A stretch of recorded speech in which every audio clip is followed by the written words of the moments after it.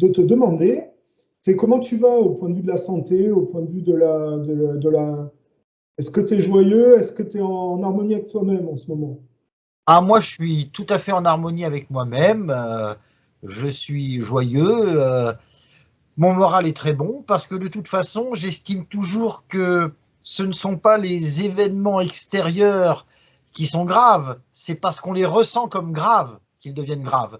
Donc, j'ai toujours appris enfin, j'ai toujours appris. La vie m'a appris à prendre les choses avec humour, avec le sourire et avec toujours un caractère positif pour ne jamais être démoralisé, ou, etc. Donc pour toujours continuer. Donc ça va bien, ça va bien. Naturellement, passer de la vie de la prison, où on est dans sa cellule, sans avoir à s'occuper de rien, puisque vous êtes nourri, logé, blanchi, vous n'avez rien à faire que ce qui vous plaît. Enfin, voilà. Et soudainement, on se retrouve dans la vie où il faut s'occuper de sa nourriture, des rendez-vous et tout ça. Pour moi, ça a été vraiment un changement comme passer du chaud au froid ou du froid au chaud. Bon, Mais ça va très bien. je vois que tu as la faculté de tout transformer en positif, même quand c'est compliqué, mais c'est comme ça qu'il faut faire, hein, de toute façon. Hein, il n'y a pas de. Ben oui, parce que si on ne le fait pas, on se morfond, on s'inquiète et puis on ne change rien de toute façon. Et je crois que justement, une façon de changer les choses, c'est de les prendre toujours positivement, de toujours se dire, bon, même si j'ai cette tuile qui m'arrive sur le coin de la figure, qu'est-ce qu'elle veut dire? Qu'est-ce qu'elle m'appelle à faire? En quoi elle m'appelle à me dépasser? Et c'est quand on essaie de vivre comme ça, je ne dis pas que c'est toujours facile et qu'on y arrive toujours, ben, quand on vit comme ça, on surmonte, je pense, beaucoup plus de difficultés. Et au cours de ton parcours, de toute façon, tu as toujours eu des gens qui t'ont soutenu. Oui, naturellement. J'ai Bon, toujours eu des gens qui m'ont soutenu et je n'ai jamais manqué d'aide. Et c'est pour ça que j'ai toujours cru, et je remercie la Providence, car elle m'a jamais laissé tomber. Et je dirais que le meilleur exemple, c'est maintenant. Personne s'imaginait que j'irais de l'Écosse en France et que là, je serais libéré. Et tout le monde s'imaginait que, et mes adversaires en premier, que je serais en prison pour de longues années. Or, il se trouve que je suis libéré. de toute façon, Vincent, moi je regarde ton profil, tu n'es pas un délinquant, tu n'as jamais bercé dans la voyoucratie. Je veux dire, c'est quand même, tu as juste essayé par un travail d'exposer ce que tu avais observé, quoi, de manière tout à fait honnête et impartiale, on va dire, parce que tu as Oui, cherché les faits, quoi. j'ai essayé d'être honnête et impartial.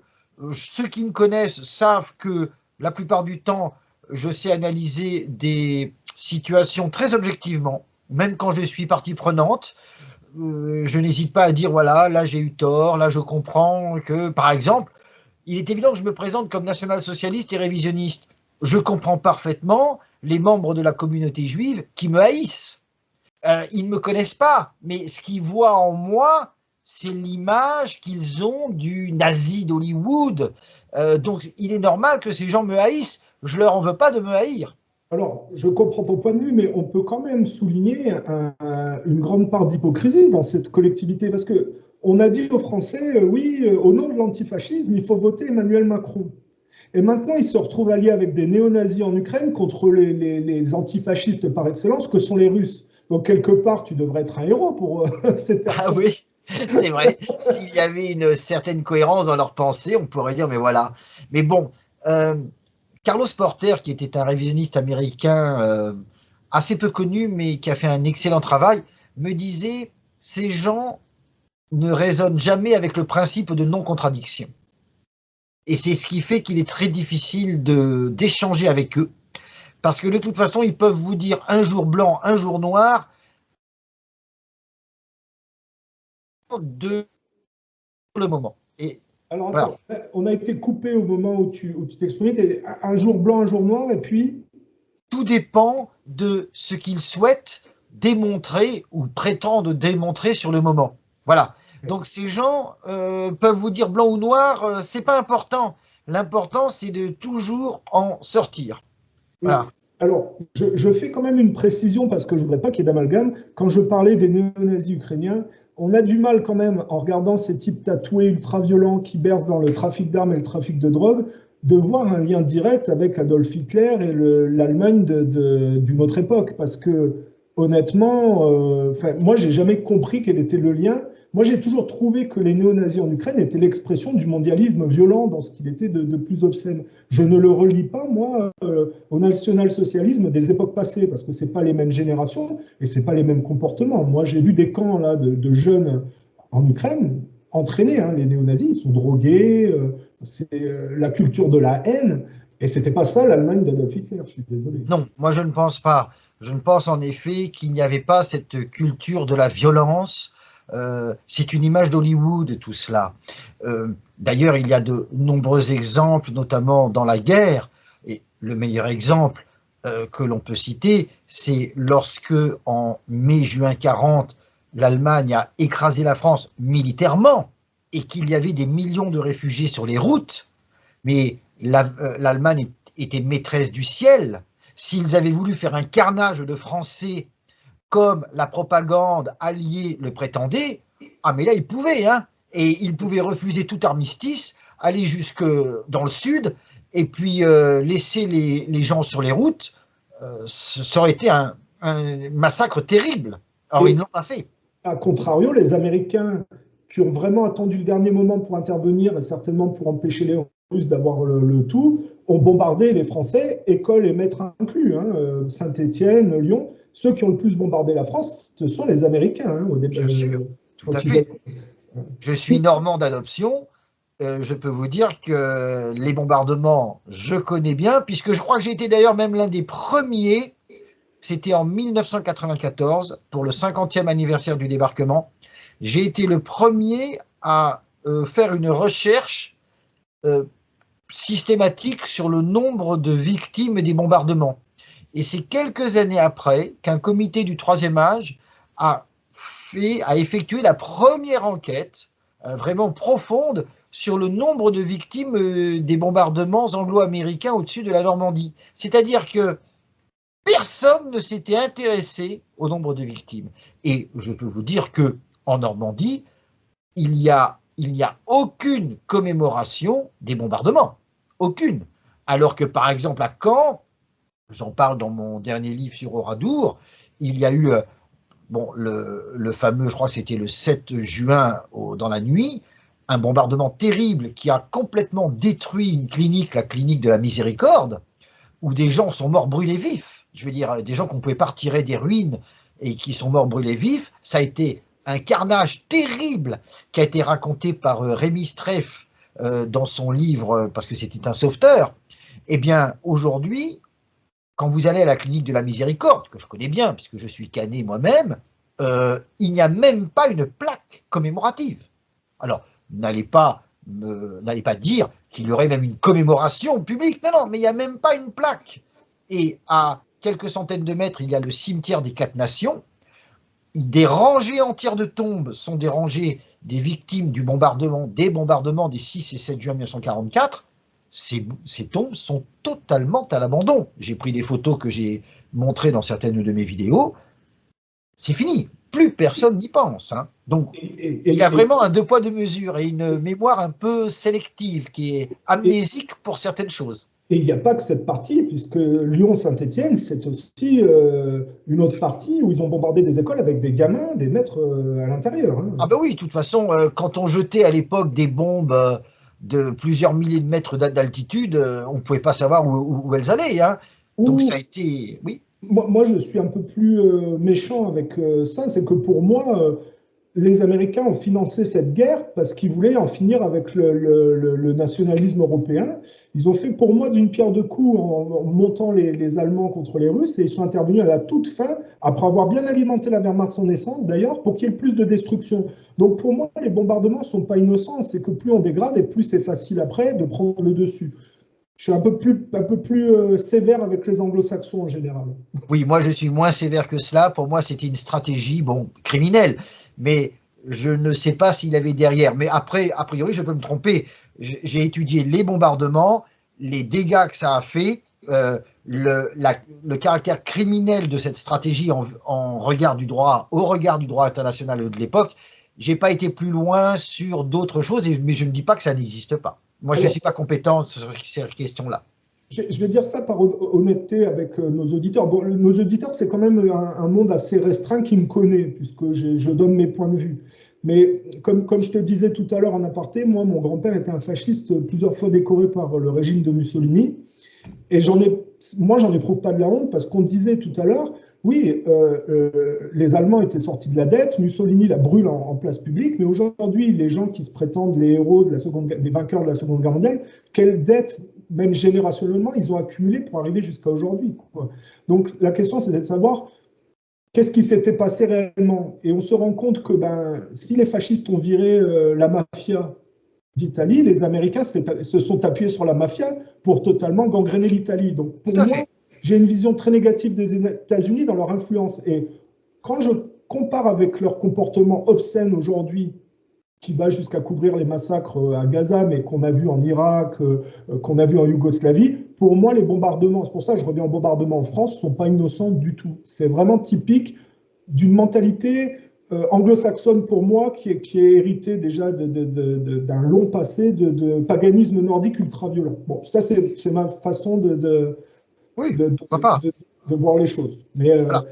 Chacun peut voir les choses. Ce que je sais, c'est que pour reparler de Carlos Porter, ce révisionniste américain, il me disait, il était américain lui-même, mais il avait renoncé à la citoyenneté américaine pour protester contre les agissements des États-Unis.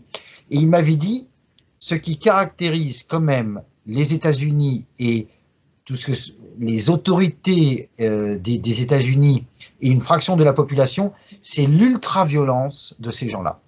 Et il me disait, tu ne peux pas savoir comme la police peut être ultra-violente aux États-Unis, et leur façon de faire la guerre est une façon ultra-violente.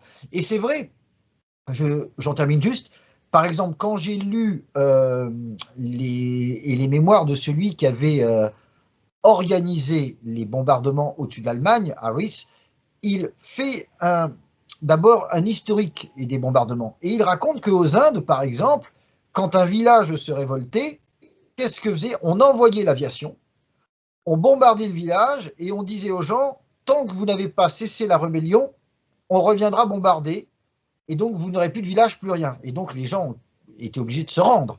Et donc c'était une manière d'une violence terrible que nous, on ne pouvait pas imaginer. Et je dis ça parce qu'on peut recouper avec des tas de choses. C'est quand même la seule nation qui a envoyé des bombes nucléaires sur des civils, au Japon. Tout à fait, tout à fait. Et non seulement elle a envoyé des bombes nucléaires sur des civils, ce qui était absolument contraire au droit international, puisque vous ne pouvez pas bombarder des villes ouvertes, et surtout vous ne pouvez pas créer des souffrances inutiles avec des armes, justement, qui sont faites pour créer des souffrances inutiles. Ça a été très bien analysé dans un jugement qui a été rendu dans les années 60 par une cour japonaise. C'est l'affaire Shimado contre les États-Unis, justement. Il y a une superbe analyse, justement, du caractère de violation du droit international par les bombes atomiques. Et ce qui est fou, c'est que ce pays bombarde, lâche 2 bombes nucléaires sur un pays, sur 2 villes qui étaient de toute façon...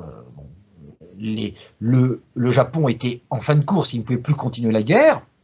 Et après, au défilé de la victoire, j'ai la photo, il y avait un camion spécial où trônaient victorieusement les équipages des avions qui avaient largué les 2 bombes atomiques. C'est-à-dire qu'on en fait une gloire. On aurait pu dire, bon, ils ont fait ça, mais ils vont se dire, ok, c'était quand même très limite notre chose. Pas du tout. Ils en sont fiers. Ils en sont fiers, et aujourd'hui... alors on dit des fois, oh, ça a été le péché des scientifiques. Ça n'est pas vrai, ça n'est pas vrai. Il suffit de voir au Vietnam, ou même juste après la Corée du Nord. Exactement. Pas la Corée du Nord, c'était la guerre de Corée. Il n'y avait pas encore la guerre de Corée à l'époque. La guerre de Corée, mais ils ont récupéré le fruit des scientifiques japonais là, qui travaillaient dans le bioterrorisme, et ça s'est retranscrit par le fait qu'ils larguaient de la nourriture contaminée sur les populations coréennes pendant la guerre de Corée quand même. C'est possible, je ne connais pas la guerre de Corée, mais ce que je sais, c'est qu'en France, il larguait aussi des fois des petits stylos piégés. Donc les gens les reprenaient et ça leur pétait à la figure. Ça a été quelque chose de tout à fait terrible, en fait. Et avec une parfaite bonne conscience. C'est ça qui est extraordinaire. Et regardez le scandale des armes à l'uranium appauvri en Irak, notamment, mais il n'y a pas qu'en Irak. Hein. Je veux dire, il balance des armes qui contiennent de l'uranium, qui va donc contaminer et des terrains pour des millions d'années. Des bébés naissent déformés. J'ai consacré une vidéo et une étude à la question. Mais c'est toujours fait avec une conscience, une bonne conscience. Ah mais non, c'était pour le bien. Ah, mais nous, c'est très différent de vous. C'était pour le bien, c'était pour la démocratie, c'était pour la civilisation, et blablabli, et blablabla. J'avais fait une interview avec Thierry Messant où on parlait d'une opération au Vietnam où il faisait des expériences. Je crois que c'est l'opération Phoenix. Je ne veux pas dire de bêtises, parce que je veux pas. Les auditeurs peuvent retrouver l'interview que j'ai fait avec Thierry Messant sur le sujet. Il faisait. Alors, il travaille. C'est le couple judéo-protestant, donc il y a souvent des scientifiques liés à Israël et au judaïsme mêlés avec les protestants. Hein. Ça renvoie un peu au Talmud sionisme et au couple de Malthus, mais finalement ça peut renvoyer au couple Windsor-Rothschild aussi. Hein. On peut dire qu'il y a toujours une connivence, mais il y avait un scientifique qui s'appelait, je ne veux pas dire de bêtises, hein, mais Sidney Gottlieb, c'est probablement lui, enfin je ne veux pas dire de bêtises, mais il faisait des expériences avec sur les prisonniers vietnamiens. Ils implantaient des électrodes à vif. Évidemment, les gens mouraient et après les expériences, ils se débarrassaient des cadavres. Voilà. C'est pas étonnant parce que j'ai lu l'intégralité du procès qu'on appelait les médecins nazis. La plupart ont été condamnés à mort et pendus, mais donc pour avoir lu l'intégralité, j'ai aussi consulté les documents de la défense. Oui. La défense avait fait un travail extraordinaire pour démontrer qu'en matière de cobayes humains, les Américains notamment n'avaient aucune leçon à donner et que même dans l'Allemagne vaincue, ils avaient fait des appels pour justement faire des expériences humaines, enfin sur des cobayes humains. Et regardez, je crois que c'était dans les années 93, 94, 95, quand il y a eu le scandale des expériences humaines par rapport au nucléaire.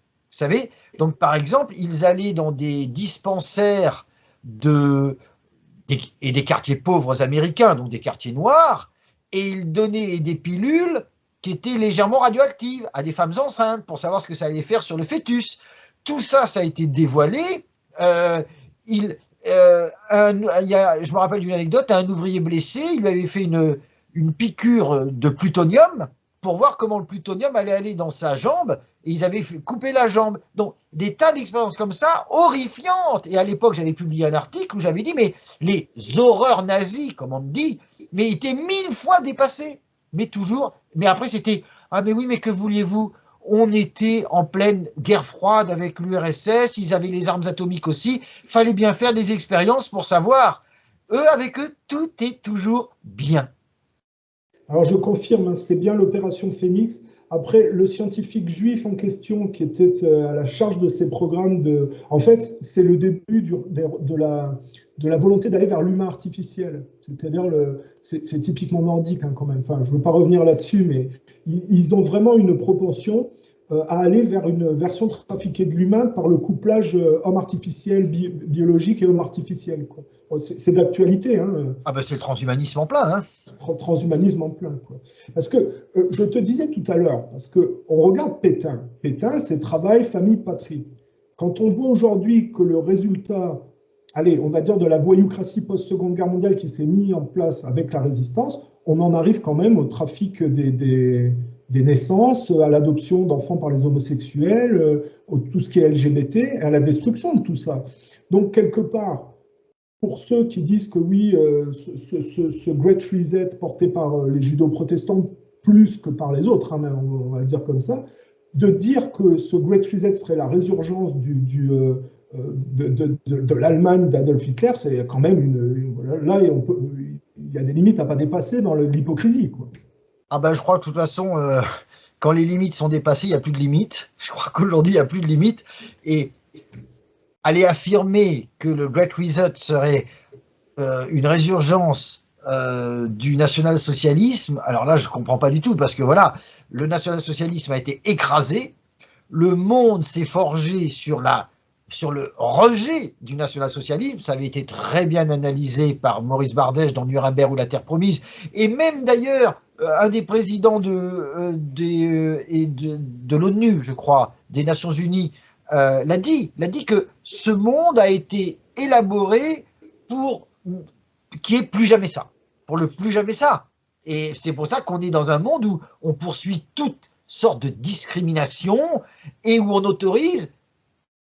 refuse totalement l'ordre naturel, puisque justement, le national-socialisme et qu'on dirait les fascismes en général sont des mouvements d'authentique droite. Or, qu'est-ce que la droite par rapport à la gauche? La droite, c'est pas plus de libéralisme et la gauche plus de socialisme, absolument pas. La droite, la vraie droite, c'est le respect de l'ordre naturel. C'est qu'on pose, il existe un ordre naturel indépassable, qui est le reflet d'un ordre transcendant.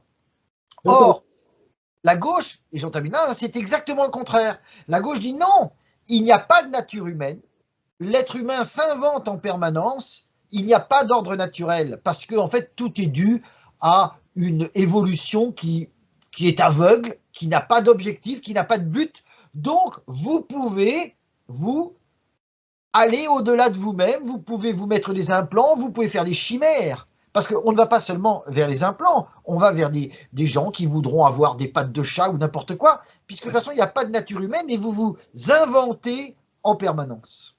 Ah, ça va loin quand même, parce que quoi, les pattes de chat.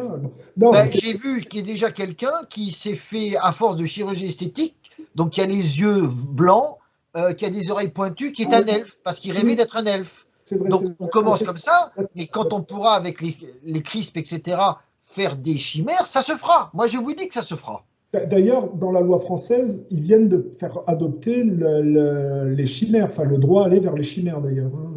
Je ne suis pas au courant encore, je ne suis pas au courant de tout, mais... Si, ils ont fait signer cette loi il n'y a pas longtemps d'ailleurs, c'est-à-dire le droit de coupler dans les recherches scientifiques pour les recherches scientifiques humaines et animales. Mais de toute façon... C'est écrit droit aux chimères. Droit aux chimères. Mais de toute façon, c'est pas étonnant. Il y a deux choses, moi, sur lesquelles je m'accroche. C'était au 19e siècle, l'abbé de Salinis avait dit « La logique des sociétés, c'est comme la logique de Dieu même. Un individu peut reculer devant les conséquences ultimes, la société, jamais. Elle va jusqu'au bout de sa logique. C'est pour ça que, regardez l'avortement, comment ça se passe. Au départ, on dit oui, c'est une loi temporaire, le temps que la contraception se mette bien en place, et puis c'est jusqu'à 10 semaines, par exemple.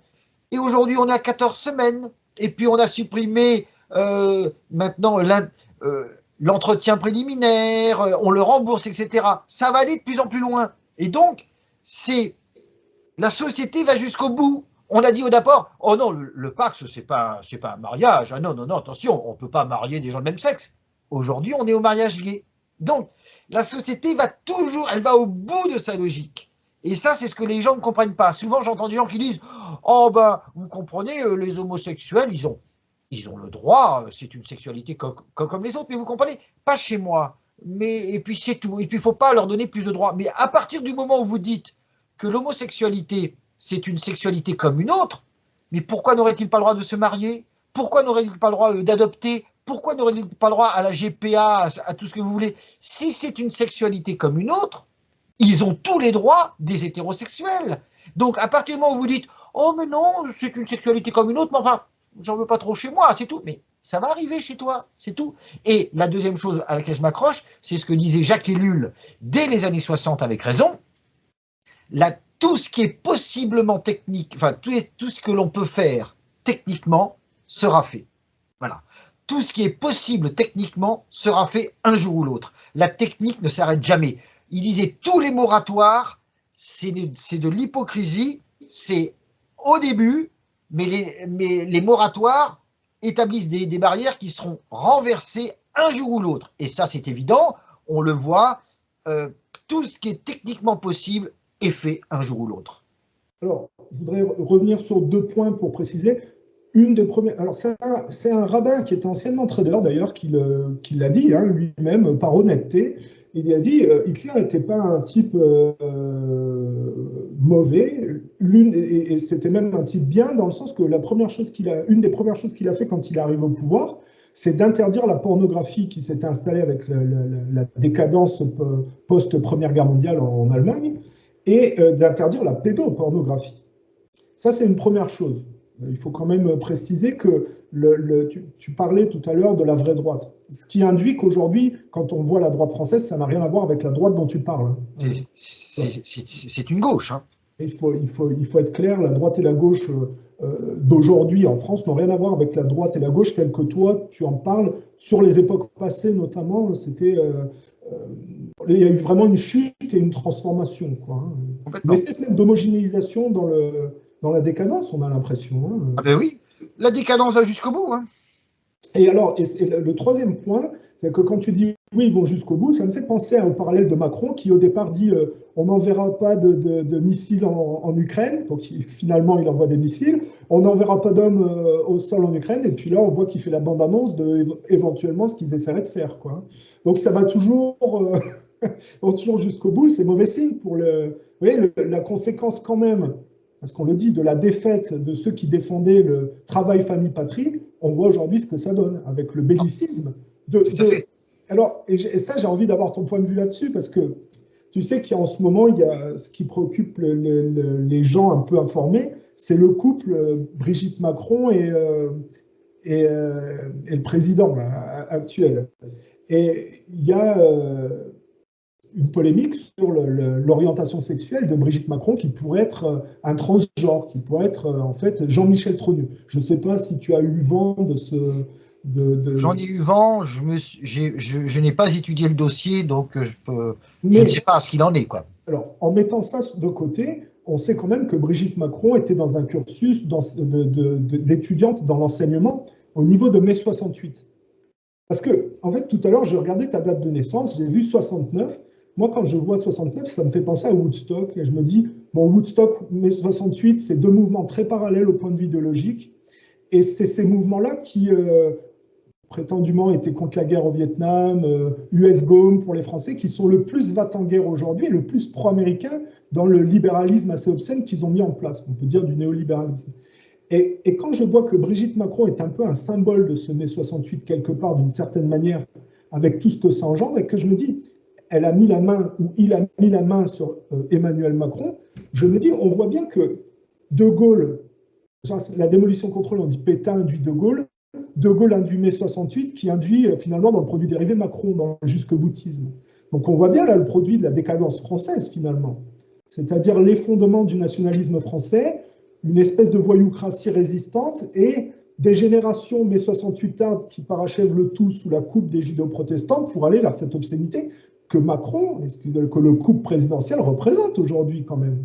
Ah ben, moi, après, je ne connais pas l'histoire, je ne connais pas exactement qui est l'épouse ou l'époux d'Emmanuel Macron, mais de toute façon, regardez ces ministres homosexuels, regardez tout cela, c'est que on a, à mon avis, on a toujours les dirigeants que l'on mérite. Moi, ça, je l'ai toujours dit. Je sais qu'il y a des gens qui n'apprécient pas tellement, mais je dis qu'on a les dirigeants et l'opposition, eux, que l'on mérite. Quand on voit ce peuple français qui est totalement apathique et qui, finalement, par son apathie, cautionne, que ce soit activement ou passivement, quand il cautionne tout ça, quand aujourd'hui, il y a tous les maires, pratiquement, je pense à 99,99%, peuvent faire des mariages gays. Quand je vois qu'on avorte à tout va dans les hôpitaux, quand je vois tout cela, je me dis, mais de toute façon, comment voulez-vous qu'à la tête de l'État, il y ait des gens qui soient purs, droits, mais c'est pas possible. À partir du moment où le corps est pourri, la tête est forcément pourrie. Pour faire une nuance et pas faire d'amalgame, parce que je sais que quand tu raisonnes, tu parles d'un certain courant, c'est qu'il y a des homosexuels de qualité, mais ce n'est pas ces gens-là qui peuvent toucher le pouvoir. Ce qu'on voit, c'est les homosexuels d'un certain courant idéologique qui sont en fait ce qui est de plus obscène dans la poursuite en avant d'une certaine idéologie. Parce que des types comme Thierry Meyssan, qui sont homosexuels, ont quand même, par exemple, un point de vue d'exposer le 11 septembre, d'exposer les massacres à Gaza. Donc on voit bien que c'est un peu comme les femmes. Au nom du féminisme, c'est les pires qui arrivent au du pouvoir, mais ce n'est pas les vraies femmes qui défendent le vrai féminisme, qui n'est pas du tout une ingérence lesbianique au système tel que le système définit le lesbianisme sans le dire, en fait. Bien sûr, quand on parle des homosexuels, on parle toujours de la minorité agissante, hein, qui après impose. Il est évident que moi, d'abord, je n'ai aucun mépris, je veux dire, a priori, pour tous les homosexuels. Je veux dire, il y en a que je combats parce qu'ils promeuvent une certaine image, une certaine idéologie. D'ailleurs, mais je les combats sur le plan idéologique. Je dirais pas tu es un sale pédé, ça c'est pas un argument, ça c'est rien du tout. Naturellement, tout comme d'ailleurs le féminisme. Enfin, je veux dire, dans le combat pour la femme, il y a des combats qui sont tout à fait honorables, et puis il y a des combats qui déraillent. D'ailleurs, j'avais lors d'une émission sur démocratie participative cité un journal féministe des années, je crois que c'était entre 1900 et 1905, où il disait, bah alors c'est un discours aujourd'hui qui sera intenable, les femmes féministes disaient il faut que les petites filles soient éduquées dans leur rôle de mère, et il faut d'abord qu'elles aient en première année d'école, je ne sais plus trop quoi, une poupée, ensuite qu'elles aient, pour être récompensées, le lit qui va avec, puis la garde-robe, etc., pour leur apprendre à être des vraies mamans. Et ça, c'était des femmes qui s'affichaient du courant féministe, mais d'un courant qui disait il faut respecter la femme en tant qu'elle est femme. Donc, c'est pareil, quand on parle du féminisme, il faut toujours faire très, très attention.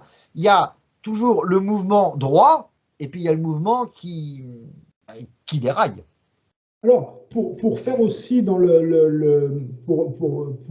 pour les gens qui ne connaîtraient pas Vincent Renoir ou qui ne me connaîtraient pas, je vais quand même faire une nuance, c'est que tout à l'heure on en parlait, moi je disais, bon, j'ai un héritage familial fasciste dont j'ai pas honte, contrairement à ce que le système essaye de faire, les gens essaient de faire culpabiliser pour ça. On en a parlé tout à l'heure, hein, il vaut mieux être du côté de ceux qui sortent de la dette que ceux qui s'y soumettent. Et on voit ce que ça donne aujourd'hui. Mais c'est vrai que quand moi j'écoute les discours de Mussolini, je ne suis pas porté, je trouve ça un peu barbant. Et de même, je ne cautionne pas la violence de la suprématie un peu nordique que porte Adolf Hitler. Et je crois que tu es pareil, il n'y a pas chez toi cette apologie de la violence qu'on peut voir, qu'il faut quand même reconnaître. Les nationaux-socialistes et les fascistes, pour moi, sont quand même aussi un peu une voyoucratie en amont des autres. Simplement, les autres sont une voyoucratie sous-jacente qui se sont fait passer pour ce qu'ils n'étaient pas afin de remplacer économiquement l'ordre d'avant. Voilà. En fait, le problème, c'est ça, c'est que, et je le répète très souvent, on confond national-socialisme et hitlérisme. Et je le dis toujours, l'hitlérisme est une expression du national-socialisme à une époque donnée, dans un pays donné, pour résoudre des problèmes donnés. Hitler a créé le Parti national-socialiste allemand, enfin, il l'a créé, c'est pas lui qui l'a créé vraiment, mais enfin, il était avec d'autres. Mais il faut savoir que le premier parti national-socialiste a été créé en France en 1903. Il s'appelait vraiment le Parti national-socialiste. Il n'a pas eu de succès, il n'a pas survécu d'ailleurs à la Première Guerre mondiale, mais c'est dans un livre très intéressant de Paul Bietri qui s'appelle « Le socialisme et les jaunes ». Et il explique comment, avec ses amis, ils ont créé le Parti national-socialiste. Il faut savoir que le national-socialisme, si vous le considérez comme en tant que corpus idéologique, il repose sur 4 piliers. D'abord, 1, la primauté du bien commun sur les biens particuliers, donc la communauté avant ses intérêts personnels. 2, la justice sociale. 3, la préservation de la nation. Et 4, la préservation de l'intégrité de la race. Mais attention, ça ne veut pas dire du tout une haine pour les autres races, ça veut dire la préservation d'une intégrité, ne pas organiser un métissage généralisé. Mais il est bien évident que, notamment quand on a des empires, il y a toujours aux marges des empires, dans les capitales, un métissage aux marges, et qui n'est absolument pas condamnable ni mauvais d'ailleurs. Bon, ça c'est le national-socialisme en tant que corpus idéologique atemporel. Il s'est trouvé que la seule expression, la seule incarnation du national-socialisme a eu lieu en Allemagne, à partir des années 20. C'était un pays qui avait ses problèmes à résoudre et qui aussi avait besoin d'une unité, parce que l'Allemagne, justement, il était éclaté en plein d'États différents. Or, pour Adolf Hitler, il y avait, je crois, trois éléments susceptibles de faire une unité des Allemands. Il y avait le principe de la race, justement, l'opposition au traité de Versailles et l'opposition à la juiverie. Voilà. Mais ça, c'est circonstanciel, en fait. C'est circonstanciel à l'Allemagne, parce que l'Allemagne avait certains problèmes à résoudre. En plus, je peux vous dire que j'ai lu énormément de propos d'Hitler prononcés en privé ou lors de réunions qui n'étaient pas destinées à être rendues publiques.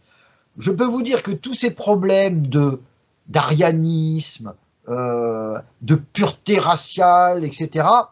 Bon, Hitler était pour la défense de la race, c'est absolument certain, mais il y avait certains débordements sur l'arianisme au Tibet, tout ça. Hitler, ça lui passait complètement au-dessus, et à la limite, il s'en moquait. Par exemple, on dit que le livre d'Alfred Rosenberg, Le mythe du XXe siècle, était le livre idéologique du national-socialisme. Ben, un jour, Hitler en a parlé dans un cercle d'amis, et quand on lui a dit, mais alors qu'est-ce que vous en pensez de ce livre, Hitler a dit, oh, moi j'ai rien compris à ce bouquin. Ben, je veux dire, est-ce que ça veut dire que le cœur profond du national-socialisme, au point de vue ésotérique et occulte, ne vient pas d'Adolf Hitler? Ah, absolument pas d'Adolf Hitler, ah non. Alors, il y avait des mouvements, il y avait notamment Himmler, puis il y avait la Nennerbe, c'était l'héritage des ancêtres, d'ailleurs, dont le président a été pendu à la fin de la guerre, au terme d'un procès qui, à mon avis, était très injuste. Mais enfin, citez-moi un procès de fin de guerre qui a été juste. Mais, non, ça vient absolument pas d'Hitler. Et surtout, là, moi, c'est ce que j'appelle le principe de la loupe. C'est-à-dire que l'on grossit démesurément ce qui étaient des aspects tout à fait marginaux du national-socialisme en Allemagne. C'est ça. C'est un peu comme, si vous voulez, si aujourd'hui, j'allais filmer 4 accidents de la route avec des voitures, que j'allais au fin fond de l'Amazonie et je disais aux Indiens, ben regardez, les Blancs, ils ont inventé un truc pour massacrer les populations, c'est les voitures, elles se rentrent dedans et les gens meurent. Vous voyez, c'est à ça que jouent les Européens. Ils diraient, mais c'est complètement fou. Mais en fait, non. C'est que je montre quelques accidents de la route, mais je ne montre pas les millions de voitures qui, tous les jours, roulent sans accident. Et bien là, c'est pareil. Vous pouvez toujours grossir un phénomène. Et le phénomène, je dirais, de tout ce qui est l'occultisme, l'ésotérisme, qui comptait pour epsilon dans l'Allemagne nationale-socialiste, aujourd'hui, on a tendance à le grossir, à imaginer qu'Hitler faisait des... J'ai lu ça, Hitler et la sorcellerie. On nous présente Hitler faisant des rites sataniques, etc. Mais c'est complètement faux, ça. Alors, je connais le personnage par rapport à toutes ces conversations. Il en rigolait de tout ça. D'accord.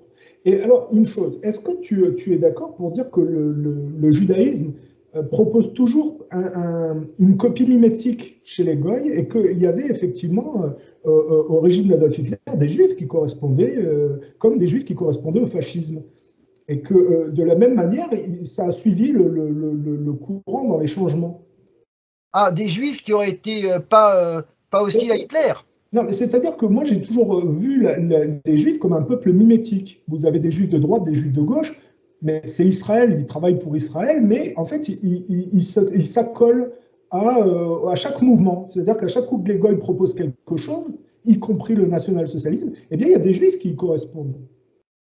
Moi, je pense que oui, parce que je pense que c'est général. D'ailleurs, il n'y a pas que les juifs. Par exemple, l'Église s'est accommodée d'énormément de régimes.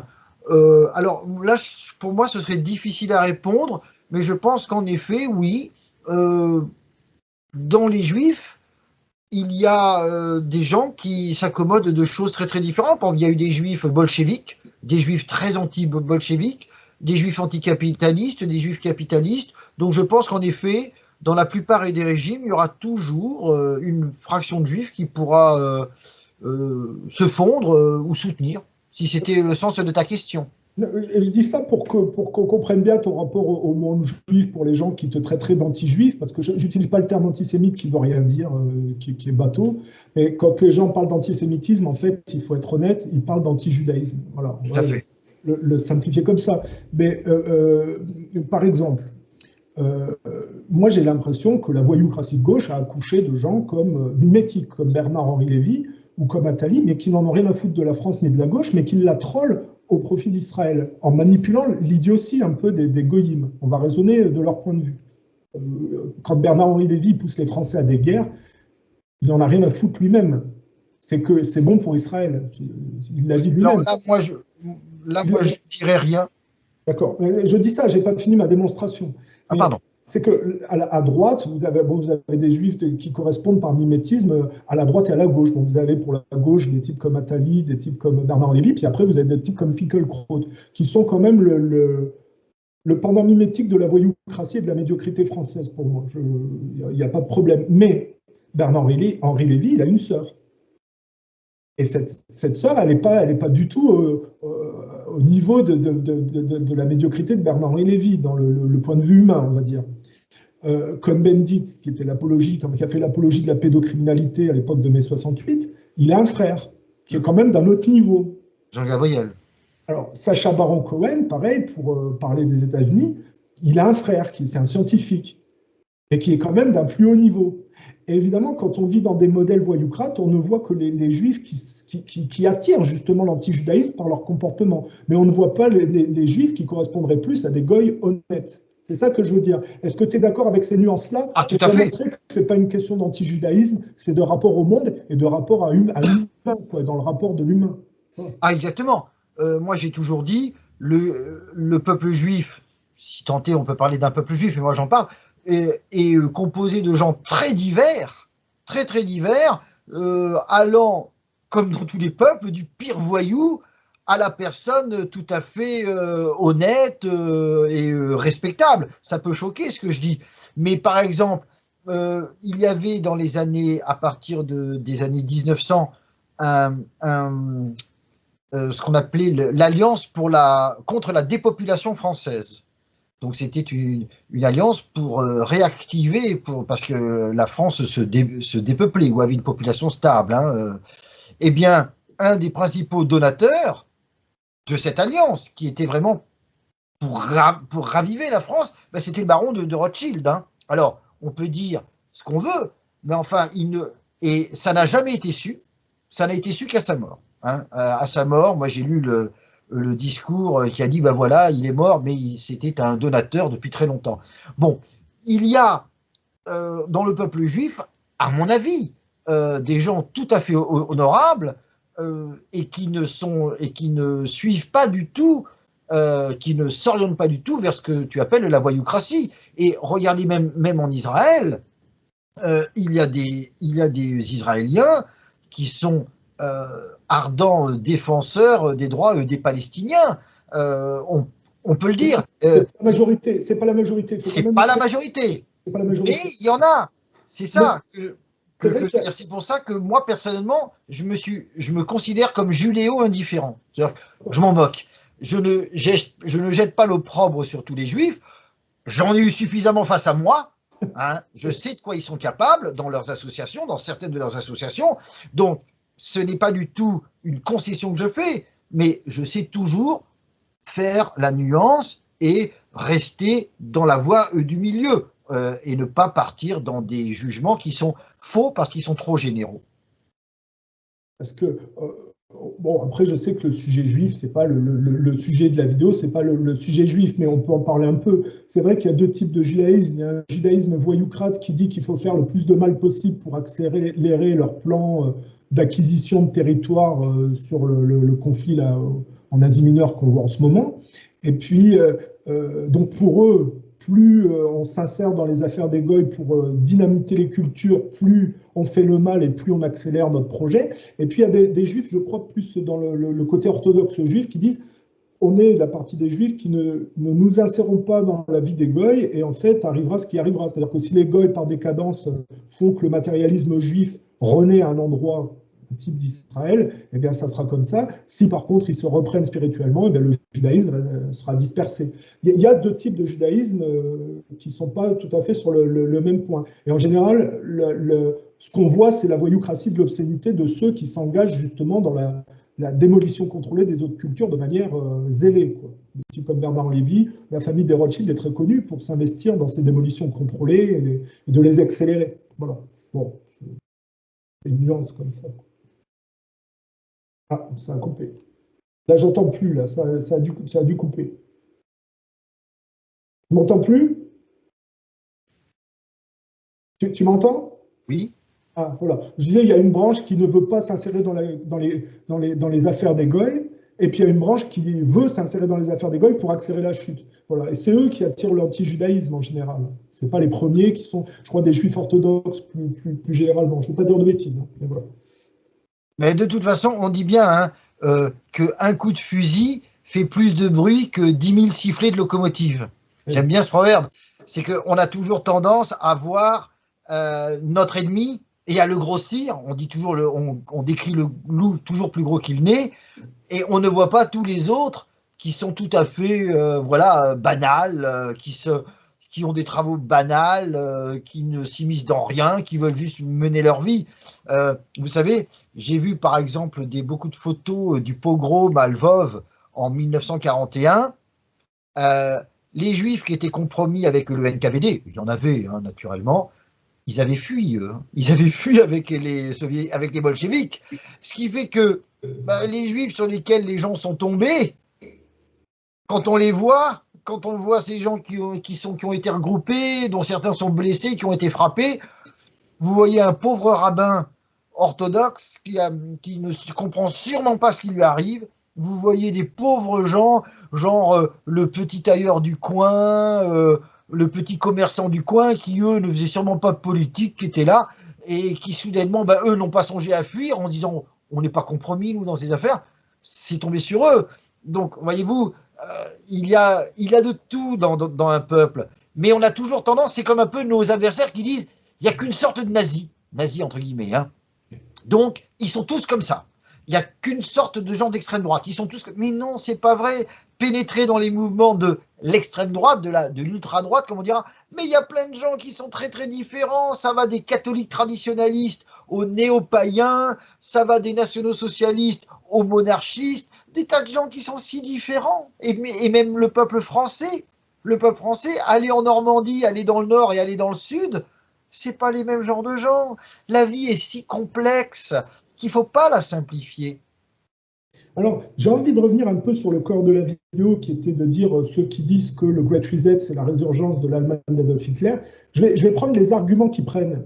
Parce que c'est vrai qu'il y a ambiguïté sur certains points qui pourraient prêter amalgame. C'est que, malheureusement, il y a beaucoup d'Allemands après-guerre qui faisaient partie de l'appareil d'État allemand, qui se sont mis au service de leur... On peut prendre Klaus Barbie, qui a tenu les filières du Gladio anticommuniste au service des Américains, après-guerre, par exemple. Bien sûr. Donc, effectivement, il y a des Allemands qui ne tenaient pas leurs préceptes idéologiques et qui se sont soumis à la logique de l'adversaire. Et donc, ces gens-là, on peut retrouver par ramification qu'ils ont participé à faire grossir le Moloch d'après-guerre. Ah, bien sûr. Il y a des Allemands, de toute façon, qui se sont dit l'URSS est un tel danger, enfin le bolchevisme est un tel danger, que maintenant que le national-socialisme n'est plus là, à tout casser, à tout choisir, je choisis le côté américain, et qui se sont mis volontairement du côté américain et qui ont vraiment lutté pour les Américains, bien sûr. Volontairement ou pour sauver leur peau. On peut parler d'Eric Straub à l'île Plum Island, qui est un laboratoire de bioterrorisme. C'est-à-dire qu'ils ont récupéré les scientifiques de l'Allemagne pour faire grossir C'est-à-dire qu'ils ont récupéré le fruit du complexe scientifique allemand pour faire grossir le leur. Et c'est pour ça qu'il y a un amalgame aujourd'hui et que certains pensent que c'est l'Allemagne d'Adolf Hitler qui est toujours au pouvoir. Et non. C'est hérité des gens qui ont été travaillés pour leurs ennemis. Bien sûr, bien sûr. C'est des gens qui se disant on a perdu, maintenant il y a deux camps URSS, Amérique, on se met du côté américain, mais c'est tout à fait accidentel. Alors, oui, Werner von Braun, par exemple, pour la NASA. Von Braun, bien sûr. L'exemple type, quoi. Alors, il y en a quelques-uns qui ont réussi à ne pas se mettre, peut-être qu'ils ont atterri en Argentine pour certains, et qui ont réussi à éviter de se soumettre à leurs ennemis, quoi. Bien Parce sûr. que moi, ce qui m'a toujours choqué chez les Allemands, c'est la bêtise de ne pas avoir compris que leurs véritables adversaires, c'était les Anglo-Saxons, et pas tant les Russes que ça.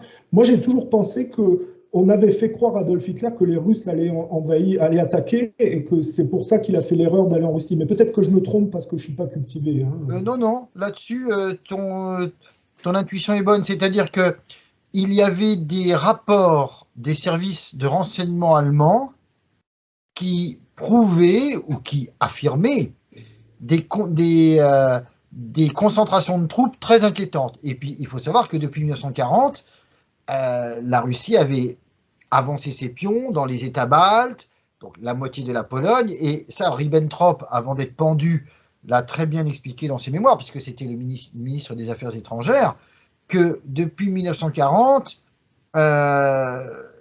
Staline avançait ses pions, et Hitler n'aimait pas ça du tout. Et puis il y avait une autre chose qu'on dit très rarement, c'est que Hitler, dès l'hiver 40, a dit « Si l'Angleterre n'a pas abandonné, alors qu'elle n'est plus que seule, c'est qu'il doit déjà y avoir dans notre dos des conversations entre les Russes et les Anglais. » Et Hitler disait donc « Attention, sinon l'Angleterre aurait abandonné. » Donc il va y avoir, et ça il disait ça dès 1940, et c'est pour ça que dès décembre 40, et c'est pour ça qu'à partir de décembre 40, il a dit attention à l'URSS, attention, il a préparé. Et quand les services allemands lui ont dit il y a des concentrations de troupes, il s'est dit on ne peut pas se laisser surprendre, ce serait fatal. Donc il a utilisé la méthode napoléonienne, guerre préventive. Mais il a bien dit à Ribbentrop, on enfonce une porte, mais on ne sait pas ce qu'il y a derrière. Il ne croyait pas forcément qu'il allait vaincre tout de suite. Alors, les premières semaines ont été après des semaines de victoire, où il a été très... Mais au départ, il avait très peur. Il disait, on ne sait pas ce qu'il y a derrière. Ça a été, je pense, une erreur. D'ailleurs, Göring ne voulait pas. Il disait, non, non, non, non, non, non, il ne faut pas faire la guerre à l'URSS. Mais il était à San Remo en vacances quand ça s'est passé, donc il n'a pas pu éviter cela. Mais il faut savoir que il y avait quand même des faits, des informations qui étaient très inquiétantes. Et donc là, Hitler a dit « Je décide la guerre préventive ». Parce qu'on peut penser que peut-être la République de Weimar, où le communisme était à coquiner avec cette décadence, a suscité chez Adolf Hitler une colère et une méfiance extrêmement importante du communisme, en fait, dans son influence sur les populations. Bien sûr. Il faut savoir quand même que lorsque les nationaux-socialistes combattaient pour le pouvoir, il y avait à l'époque 6 millions de communistes en Allemagne, ils avaient des troupes de choc comme les nationaux-socialistes, hein. Ils en avaient même plus d'ailleurs, et dans une vidéo, j'ai montré les statistiques de mortalité des dirigeants, enfin des militants nationaux-socialistes tués par des communistes. Il y en avait beaucoup. Et le soir du défilé de la victoire, il y a encore eu un assassinat d'un dirigeant local national-socialiste par des communistes. Hein. Ça, on l'oublie toujours, ça. C'est-à-dire qu'on a l'impression qu'il y avait une lutte politique seulement comme ça, à coups de mots, mais pas du tout. Pas du tout. Encore une fois, j'ai expliqué ça dans une vidéo. Début 1933, même fin 1932, il y avait des morts tous les week-ends dans des bagarres. Il y avait des fois même des réunions nationales-socialistes qui étaient attaquées par des rouges.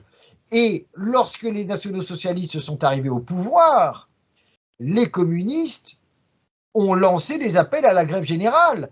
Et les morts dans des bagarres ont continué. Ça, c'est totalement occulté aujourd'hui. Et je termine juste, je l'ai expliqué dans une brochure qui s'appelait « Pourquoi Hitler a-t-il ouvert les camps de concentration ?» Et de la même manière, on oublie de préciser que c'est quand l'Allemagne, enfin peut-être me confirmer, puisque tu es un spécialiste de l'histoire du national-socialisme, on oublie de préciser, c'est que quand l'Allemagne a réussi économiquement à se sortir de la dette, c'est à ce moment-là que la communauté juive internationale leur a déclaré la guerre au point de vue international et a commencé à assassiner des éléments du nationaux-socialistes. Alors, la déclaration de guerre à l'Allemagne a eu lieu en mars 1933. On ne peut pas dire que déjà l'Allemagne s'était sortie de la crise. En fait, la dynamique a été autre, à mon humble avis, pour avoir bien étudié les documents. Quand Hitler est arrivé au pouvoir, très peu de gens ont cru en lui, à l'extérieur, et même d'ailleurs en Allemagne, beaucoup de gens espéraient, mais craignaient que ça se passe mal.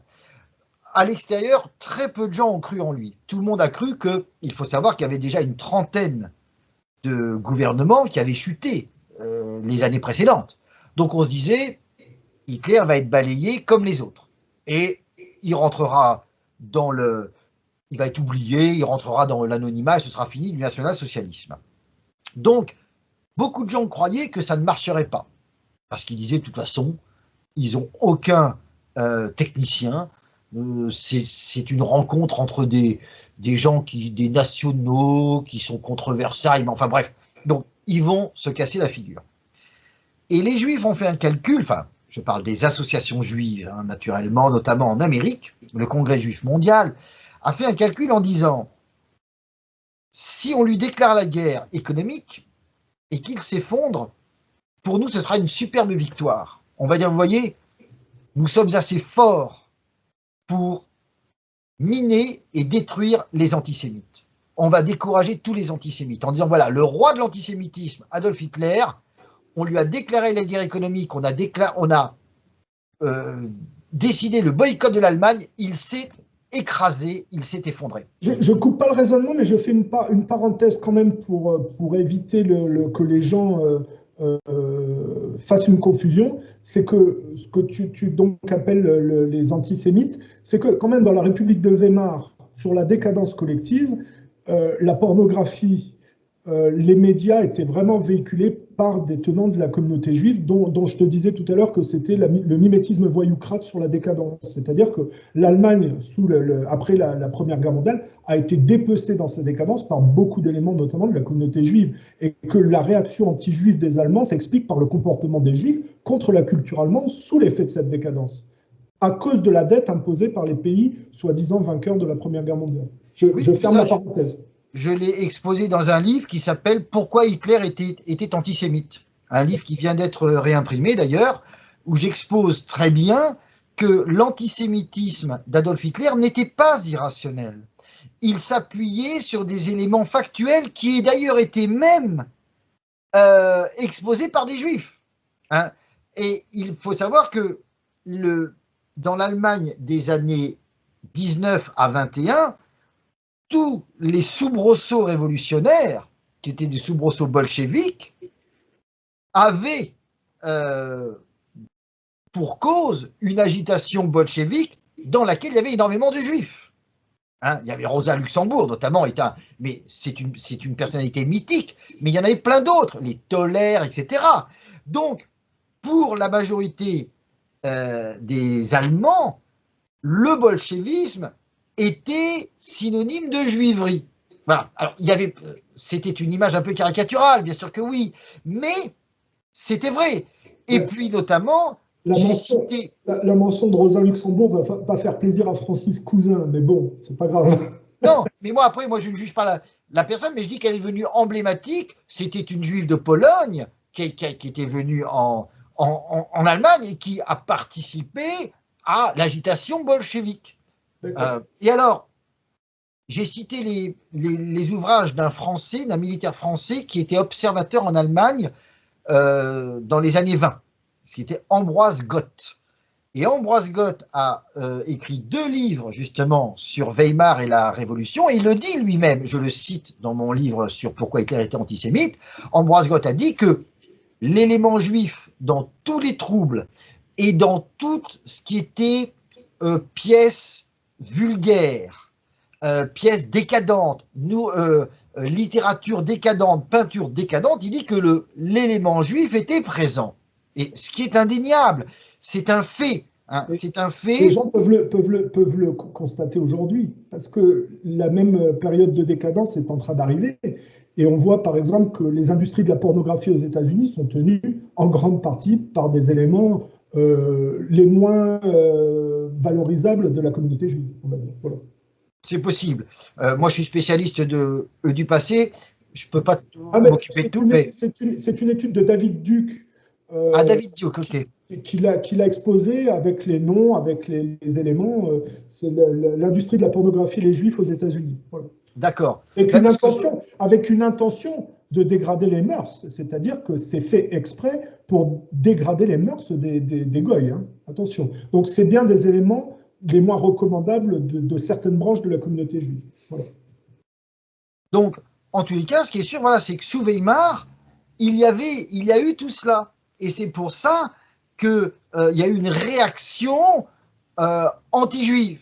Voilà. Et alors, donc, quand Hitler est arrivé au pouvoir et qu'il a manifesté son anti-judaïsme, les juifs se sont dit, enfin les juifs du Congrès juif mondial en Amérique, naturellement, c'était pas tous les juifs, mais se sont dit, on va lui déclarer la guerre, on va le boycotter, et quand il va s'effondrer, on dira, voilà, nous sommes plus puissants que tous ces gens-là.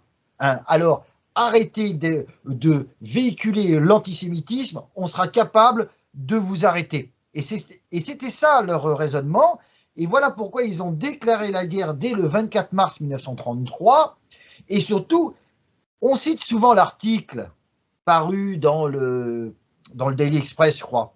Mais ce n'était pas qu'un article. Il y a eu un comité mondial du boycott. Et chaque année, il y avait une réunion et ils étaient très fiers, les gens de ce comité mondial du boycott, de dire, regardez, tant de millions de contrats ont été rompus avec l'Allemagne. Ils ont assassiné des gens aussi. Hein. Alors oui, il y a eu, bon, Oui. Moi je dirais que les assassinats auraient pu être bien pires. Il y en a, personnellement, je trouve qu'il n'y en a pas eu tant que ça. Alors je vais choquer en disant cela, hein, mais bon, il y a eu Von Rath, il y a eu en Suisse, bon, mais pour moi ça pas. Bon, il y a eu l'incident du Bremen en 1935 où des manifestants communistes, mais en fait c'était des juifs dans la majorité, ont pris d'assaut un paquebot allemand et ont déchiré le drapeau et l'ont jeté à l'eau. Bon, d'ailleurs, il faut savoir que celui qui protégeait l'entrée du paquebot, c'était un juif qui a été molesté par ses coreligionnaires parce qu'il a fait son boulot, il a voulu les empêcher. Bon, enfin ça, ce sont des petites anecdotes. Mais surtout, ce qui est important, c'est que voilà, il y a eu un comité du boycott et ça a naturellement renforcé l'antisémitisme. Alors après, et là, c'est là que tu as raison, il y a eu le fameux assassinat de Von Rath à Paris par un juif polonais qui a agi tout seul d'ailleurs. Hein, Greenspan, il a agi tout seul. Mais il est évident que ça a été très très exploité par Goebbels. Alors, ce qui est carrément fou, c'est qu'aujourd'hui on dit « Oh ben voilà, les Allemands, ils ont exploité ça ». Mais qu'est-ce que vous auriez fait, vous, si on tuait dans un pays quelconque un conseiller d'ambassade français? Vous diriez « Oh bah oui, il faut les comprendre ». Quand même, là, il y avait… Il y a qu'à voir par rapport à la Russie aujourd'hui comment se comportent les médias dans l'exploitation de fausses informations d'ailleurs. Oui, en plus, c'est ça qui est fou. C'est que, en plus, il faut savoir que quand Greenspan assassine ce conseiller d'ambassade à Paris, c'était une action complètement folle. Dans le contexte de l'époque, dans ce contexte de tension, etc., c'était un acte fou qu'il aurait fallu désapprouver, même de la part des communautés juives. Il aurait fallu dire non, attendez, on n'approuve surtout pas cet acte-là, même si ça avait été un peu hypocrite, c'eût été une façon de désamorcer. Or, tout de suite, ils se sont mis à défendre Greenspan, etc. C'était un très très mauvais calcul. Et puis surtout après, ce qui a raidi encore l'antijudaïsme allemand, c'est en mai 1941 la publication du livre de Kaufmann, Germany Must Perish, donc l'Allemagne doit périr, un livre dans lequel il dit à la fin de la guerre, on va démembrer l'Allemagne, elle va totalement disparaître. Il publie une carte où on voit l'Allemagne qui a disparu de l'Europe, et il dit on va faire disparaître la race allemande par stérilisation. Il donne un plan de stérilisation, il explique on va stériliser toutes les femmes de moins de 45 ans, tous les hommes de moins de 60 ans, et puis, à raison de 2% de disparition par an, eh bien, en 2 générations, la race allemande aura disparu. Publier un tel livre, Ça a coupé, ça a coupé. 31, c'était une folie, c'était une folie. Ça a coupé. Publier un tel livre? Publier un tel livre en 1941, mais c'était une folie. Je veux dire, c'est trop facile aujourd'hui de dire « Oh, ben, il avait le droit de s'exprimer, puis de toute façon, il avait le droit d'exprimer sa colère contre les Allemands. » Mais moi, je suis désolé. Si ce n'était pas un appel au meurtre, un appel à la haine, aujourd'hui, un Kaufmann en France serait devant les tribunaux pour appel à la haine, pour appel au meurtre. Or, alors, non, là, ça, non, c'était bien. Vincent, question. Est-ce que tu trouves pertinent de comparer le comportement occidental contre la Russie dans la propagande des médias à ce qui s'est passé contre l'Allemagne d'Adolf Hitler à l'époque? Ah, oui, je dis que c'est toujours la même méthode. Que ce soit, bon, moi je suis loin d'avoir tout étudié, mais j'ai étudié donc les causes de la Seconde Guerre mondiale, j'ai étudié en profondeur les causes des guerres du Golfe, et je regarde de loin cette fois, mais ce qui se passe en Russie. C'est toujours la même technique. Elle consiste à multiplier les provocations jusqu'à ce que celui qui est provoqué réagisse. Et à ce moment-là, on le présente comme l'agresseur. Et ça, c'est toujours, ça a été fait. Alors là, je prépare d'ailleurs un article qui paraîtra bientôt sur ma chaîne Gab et sur mon blog, où je vais répéter ce qui s'est passé en août et septembre 1939. Il y avait ce différend germano-polonais qui avait dégénéré en violence, puisqu'il y avait quand même des dizaines de milliers d'Allemands qui quittaient la Pologne sous l'effet des persécutions. Bon, alors, on me dira qu'il y avait des Polonais qui quittaient l'Allemagne aussi. D'accord, mais bref. Donc, le différend était devenu très, très violent. Et le 30 août 1939, Hitler propose 16 propositions donc raisonnables et conciliantes pour solder ce différend, pour le résoudre diplomatiquement. Bien, mais il disait il faut qu'un Polonais vienne, un plénipotentiaire vienne avant le 30 août minuit. La Pologne n'a dépêché personne, enfin, conseillé par l'Angleterre qui de toute façon avait signé un pacte d'assistance mutuelle automatique avec la Pologne s'est dit nous, on ne discute pas avec l'Allemagne. Bon, tout ça, je l'ai étudié, j'en ai déjà parlé, mais j'en reparlerai dans cet article. Eh bien, ensuite, lorsque le 1er septembre, Hitler, voyant que la Pologne refusait toute discussion, se murait dans son refus, Hitler envahit la Pologne, Mussolini va intervenir en disant il y a peut-être encore un moyen de sauver la paix, je propose un nouveau Munich, une nouvelle réunion avec donc la France, l'Italie, l'Allemagne, l'Angleterre, pour essayer de résoudre politiquement et faire revenir la paix. Et lorsque l'Angleterre apprend cela, elle dit « Ah, on ne peut pas dire non, parce que nous, les démocraties, on doit toujours être pour la paix. Mais on va imposer qu'il y ait que la Pologne soit invitée et qu'il y ait un cessez-le-feu. » Et Chamberlain dit ça, ce ne sera jamais accepté par Hitler et ça va faire échouer la conférence. Manque de chance entre guillemets, Hitler accepte. Il dit OK. Et qu'est-ce que fait l'Angleterre à ce moment-là? Voyant que Hitler a accepté, elle formule une deuxième exigence. Elle dit non, les troupes allemandes doivent se retirer de Pologne. Ce qui était absolument contraire au droit international, puisque le droit international prévoyait toujours qu'en cas d'armistice, en cas de suspension des armes, les deux armées restaient sur leur position. Ce qui était tout à fait normal. Sinon, le vainqueur dirait, ben non, moi je ne signe pas d'armistice, je vais jusqu'au bout.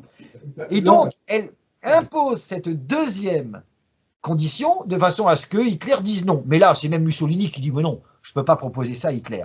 Alors, et après, oui. elles se disent ben voilà, il y a eu l'agresseur, c'est l'Allemagne. Et donc, puis nous, mais nous, on prend les armes, mais parce qu'on a été contraints et forcés. Donc il y a toujours la diplomatie par devant et la diplomatie par derrière. Donc, ça a été pareil, je ne leur expliquerai pas, mais avec Saddam Hussein, une provocation koweïtienne qui baisse le prix du pétrole, etc. Bon, je vous raconte pas. Et je soupçonne qu'en Russie, avec le Donbass et tout ça, ce soit la même chose. Exactement. Je demanderai aux auditeurs justement de comparer avec la situation en Ukraine pour voir les ressemblances. C'est toujours la même propagande. C'est-à-dire des populations russophones massacrées, des armes mises à proximité de la frontière russe, et puis finalement Poutine qui, après avoir reculé, est obligé d'intervenir pour empêcher les populations de se faire massacrer. Et il passe pour le salaud de l'histoire qui est l'envahisseur qui a envahi un pays pour menacer l'Europe. Alors que c'est par l'intermédiaire de l'Europe, les États-Unis qui menacent Moscou à ses portes. Voilà, oui, alors moi, encore une fois, je n'interviens pas parce que là, je n'ai pas étudié le dossier. Je ne peux pas tout faire, hélas. Mais voilà, quand je vois la propagande qui a eu lieu en 1939 et en 1991, dès qu'il y a une guerre et qu'on dit « Ouh, là, il y a le gros méchant, puis il y a les bonnes démocraties en face », je dis « Oh mon Dieu, on ne me la fait pas ». Alors, je te donne une petite précision parce que ça va t'intéresser. J'ai travaillé aussi sur l'histoire de la guerre du Golfe. Il y a quelque chose de très machiavélique, mais c'est aussi de la faute de Saddam Hussein, qui était quand même un agent de la CIA au départ, qui avait été formé pour faire partir le leader irakien d'avant, qui était vraiment plus problématique pour les États-Unis. C'est très possible. Et Saddam Hussein, formé à la CIA, a été utilisé ensuite contre l'Iran, parce qu'ils ont essayé d'utiliser l'Irak contre l'Iran. Et quand l'Irak n'a pas réussi à faire fracturer dans le conflit l'Iran, ils se sont retournés contre lui en manipulant et l'Arabie saoudite et le Koweït avec la manipulation du cours du pétrole, ce qui a forcé. Et ils ont laissé faire croire que Saddam Hussein pouvait résoudre le problème en envahissant le Koweït. Et c'est là toute l'histoire que tu racontes. C'est-à-dire qu'il ne faut jamais être l'élément du diable, parce que le diable se retourne contre vous. Si vous ne réussissez pas, de toute façon, vous n'êtes pas son ami. Hein. Ça, c'était ce qu'avait dit Napoléon à un traître qui lui avait donné des informations. Il lui avait dit « Maintenant, je vous jette parce que vous êtes vide. » Et avec le diable, c'est toujours comme ça. Vous le servez, mais quand vous le servirez plus, il vous jettera parce que vous êtes vide. Avis aux amateurs quand on regarde le profil de Navalny récemment. Voilà, je dis juste ça comme ça. Navalny, c'est le type qui est mort dans une prison russe. Oui. Voilà, pareil, moi je n'ai pas étudié le dossier. Vous savez, il m'a fallu 20 ans, 15 ans pour le dossier d'Oradour, tellement que c'est complexe entre ce qu'on nous présente et ce qui est. Tant que je n'ai pas étudié moi les dossiers, je reste prudemment en arrière parce que je ne sais pas. C'est super intéressant de pouvoir comparer une époque avec une autre pour voir le fil dégradé et le même en fait fil conducteur qui amène aux mêmes choses. Et pour revenir au sujet et répondre aux gens qui disent que le Great Reset serait la résurgence du national-socialisme, alors on a dit qu'il y avait cet amalgame de gens comme Klaus Schwab dont le père avait travaillé pour l'appareil d'État allemand, visiblement. Hein. Mais comme je disais, ils ont ensuite, certains Allemands étaient... Ce qu'ont créé les Allemands a été réapproprié pour faire gonfler le système de leurs ennemis. Et leurs ennemis, c'est notamment le roi d'Angleterre, Charles III, qui veut le Great Reset, et totalement dans une idéologie qui, pour moi, est assez contraire au régime national-socialiste allemand. Bien sûr, de toute façon, tout ce qu'ils font, je veux dire, tout leur système économique, c'est pas du tout national-socialiste. Je veux dire, moi, je vois pas, encore une fois, peut-être que je suis naïf, mais je vois pas. C'est parce qu'ils utilisent une architecture allemande pour faire grossir quelque chose qui n'est pas du national-socialisme allemand, mais qui est l'idéologie, on va dire, une idéologie sataniste d'une certaine manière, qui est très liée au couple Malthus et talmudo-sionisme, pour moi. Hein. C'est-à-dire le couple d'une superficialité anglo-saxonne et d'une superficialité juive qui confine un peu à l'aliénation et à la violence génocidaire.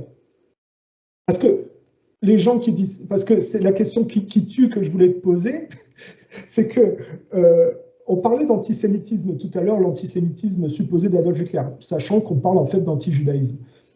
les Palestiniens sont des sémites? Au niveau, c'est une question là, hein. Est-ce que les Palestiniens sont des sémites? Je crois, oui, je crois qu'ils sont des Bon. sémites, oui, pour autant. Alors la question qui tue est la suivante. Est-ce que tu penses qu'Adolf Hitler aurait défendu le peuple palestinien à notre époque, s'il était encore en vie? En toute honnêteté, en toute impartialité. Si Adolf Hitler était toujours en vie et qu'il y avait ce conflit, qui voyait le conflit israélo-palestinien, crois-tu qu'il prendrait la défense des populations palestiniennes? Ben, on sait que par exemple Himmler était contre justement le sionisme pour cela, même s'il y a eu des accords. Hein, attention, il faut savoir que tous les nationaux socialistes n'étaient pas d'accord. Himmler disait qu'on ne pouvait pas imposer aux Palestiniens les populations juives. Après, il y en avait qui disaient si, bon, ça c'est différent. Mais ce que ferait Hitler aujourd'hui, ben, j'ai tendance à te répondre ce que disait Georges Champeau, c'est que l'histoire ignore le mode du conditionnel. Qu'est-ce qu'il ferait aujourd'hui? Personnellement, je pense qu'il défendrait les Palestiniens. Parce qu'à l'époque, quel était son rapport au monde arabe? Ça donnerait un élément de réponse. Alors, le monde arabe, en fait, il avait des... Après, il avait des bons rapports avec le grand moufti de Jérusalem. Hein. Je pense qu'il avait des bons rapports avec le monde arabe. Voilà, c'est pour ça qu'aujourd'hui, je ne serais pas surpris, je ne peux pas le dire à 100%, hein, mais je ne serais pas surpris que dans le conflit actuel, un Adolf Hitler défendrait plutôt le côté palestinien. Alors, voilà. Mais c'est une opinion personnelle. Alors, redis ta phrase, excuse-moi de te le demander, sans qu'il y ait d'ambiguïté, parce que tu dis, tu ne crois pas qu'il aurait été du côté des Palestiniens, c'est ce qu'on aurait pu croire dans la phrase. Ah non, je pense qu'aujourd'hui, Adolf Hitler, aujourd'hui, défendrait les Palestiniens. Je pense. Mais, encore une fois, c'est une opinion personnelle qui, peut-être, certains seraient contre, diraient non, c'est le contraire, je ne sais pas. Mais je ne pense pas qu'il défendrait Israël. Je vais être un peu taquin, parce que, du coup, moi aussi, je pense qu'Adolf Hitler défendrait la cause, pas la cause palestinienne, mais le droit international, c'est-à-dire le droit des Palestiniens à ne pas être virés ou génocidés. Mais la question est que il se trouve que l'inspirateur idéologique de Netanyahou actuellement, c'est Jabotinsky. Parce qu'on disait que les groupes qui étaient liés à l'Allemagne d'Adolf Hitler en Ukraine ne sont pas le national-socialisme, mais autre chose. D'ailleurs, les Allemands ne les ont pas tout à fait acceptés. Je crois que des types comme Bandera ont été mis en prison par les Allemands. Hein. Moi, je ne connais pas cet aspect-là. Je ne peux pas en parler, là, je ne connais pas. Il y avait un juif qui s'appelait Jabotinsky et qui s'était allié avec ces groupes ukrainiens qui ont massacré des gens, y compris des juifs, en Ukraine. Mais aujourd'hui, l'idéologie génocidaire de Netanyahou vient de Jabotinsky et de cette idéologie qui s'est accoquinée avec les Ukrainiens de l'époque. C'est intéressant de voir à notre époque contemporaine où il y a des massacres de Palestiniens et des génocides, que cette idéologie que les Allemands ont repoussée un peu parce qu'elle était ultra-violente, s'exprime en fil dérivé par le Netanyahou. C'est juste ça que je voulais dire. Donc, voilà. Moi, là-dessus, je ne dis rien, mais c'est ton opinion. Je ne suis pas contre, je ne suis pas pour, je ne dis rien, je suis neutre. Non, mais c'est une interrogation parce que c'est vrai que ça serait intéressant de savoir ce genre de choses, parce qu'on dit oui. Ce que je veux dire par là, c'est que les gens aujourd'hui prétendent être antifascistes, mais ils sont alliés avec des néo-nazis en Ukraine contre les Russes, qui ont perdu 26 millions d'éléments contre l'Allemagne, quand même, pendant la Seconde Guerre mondiale. Est-ce que ça t'inspire quelque chose? Bah, moi, ce que ça m'inspire souvent, c'est que quand je vois, par exemple, qu'aujourd'hui, l'Occident est complètement retourné contre la Russie, après avoir été l'allié de la Russie contre Adolf Hitler, personnellement, je regarde ça de loin, mais avec un certain sourire, quoi. Je me dis que on est vraiment dans une décomposition de ce monde victorieux de 1945. Je dirais que les rats se bouffent entre eux. Alors après, moi, encore une fois, je ne sais pas, quand on me parle de Poutine, certains sont très très pour Poutine, certains sont très contre. Moi, encore une fois, je suis neutre. Mais ce que je vois, voilà, c'est que les trois alliés de 1945, aujourd'hui, se mangent complètement. Alors, on dira que la Russie de Poutine n'est pas l'URSS de Staline. C'est peut-être vrai, et c'est ça qui doit sûrement faire que tout est modifié. Mais je dirais que moi, ça m'amuse quand même, quoi. D'accord.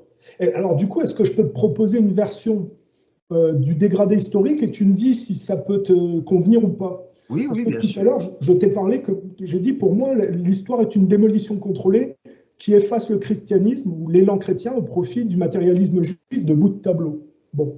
Et donc, pour moi, la Seconde Guerre mondiale a été dramatique dans le sens que ben, les mouvements les plus costauds au niveau de la tradition ont été ciblés par une coalition qui ensuite a trafiqué le narratif historique pour se faire passer pour des héros, des libérateurs. Sachant que je considère quand même que les Allemands et les Italiens étaient quand même une voyoucratie en amont. Ils n'étaient pas parfaits. Il y avait un sionisme sous-jacent pour moi à cause du colonialisme, qui n'était pas un colonialisme, enfin, un colonialisme plus vertueux que ce qu'il a remplacé, mais un colonialisme avec une teinte un peu voyoucrate. Je sais que tu peux ne pas partager ce point Oui, de oui, vue. chacun a le droit d'exprimer son opinion. Et je pense que un rapport au monde un peu plus viril et un peu plus émancipé a été ciblé par une coalition de gens un peu moins virils qui ont trafiqué l'histoire pour se faire passer pour plus que ce qu'ils étaient et qu'ensuite ils se sont bouffés entre eux. Ce qui veut dire que pour moi, je suis d'accord avec la version de Pont-Cardassac comme quoi De Gaulle est un traître en fait. Il s'est allié avec les anglo-saxons et la dette judéo-bancaire. Il a essayé de résister après, mais ils ont essayé de lui faire la peau, ils n'ont pas réussi et ils l'ont viré par mai 68. C'est-à-dire que pour moi, mai 68, c'est la récompense des anglo-saxons aux résistants d'avoir été de leur côté quelque part. Et que ça a produit une décadence sur la société française qui s'est, j'ai envie de dire, qui s'est conformée à un mondialisme néo-nazi écolo-juivisé et qui fait qu'on retrouve les massacres de Gaza en bout de tableau, parce que pour moi, tout est lié. C'est-à-dire qu'on a des gens qui, sous couvert d'antifascisme, élisent un Macron et qui sont alliés avec des néo-nazis en Ukraine, qui massacraient des pro-russes et dont Netanyahou est une expression par Jabotinsky au niveau du génocide de Gaza dans la violence. Est-ce que ça pourrait correspondre à ton...